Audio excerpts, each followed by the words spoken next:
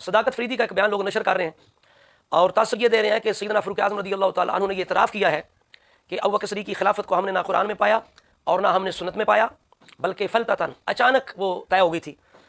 اور بتانا یہ چاہتے ہیں قوم کو کہ ابو بکر صدیق کی خلافت کا تعلق نہ قرآن سے نہ سنت سے ہے، بس بغیر مشورے کے بغیر دلیل کے ایسے وہ خلیفہ بن گیا. معاذ اللہ استغفر اللہ. تو اس وقت جناب نے ڈانٹ کے لوگوں کو کہا کہ ان کی خلافت نہ تو ہم نے قرآن میں دیکھی، نہ رسول اللہ صلی اللہ علیہ وسلم کی سیرت میں دیکھی، نہ سنت میں دیکھی، وہ تو اچانک ایسے حادثاتی حالات تھے.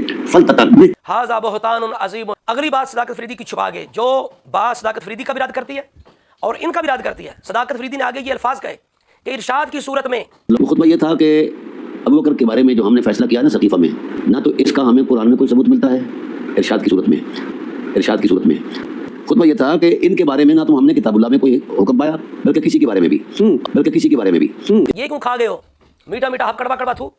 ارشاد کی صورت میں کسی کی بھی خلافت ہم نے قرآن و سنت میں نہیں پائی. پروگرام سارا گیا. صداقت فریدی نے اپنا پروگرام بھی اور تمہارا پروگرام بھی. تو ہم بھی کہتے ہیں ببانگ دول کہتے ہیں کہ اگر وہ صدیق کی خلافت نہیں ہے قرآن و سنت کے اندر تو چیلنج ہمارا پھر کسی کی بھی نہیں ہے. کوئی مائی کلال دکھائے.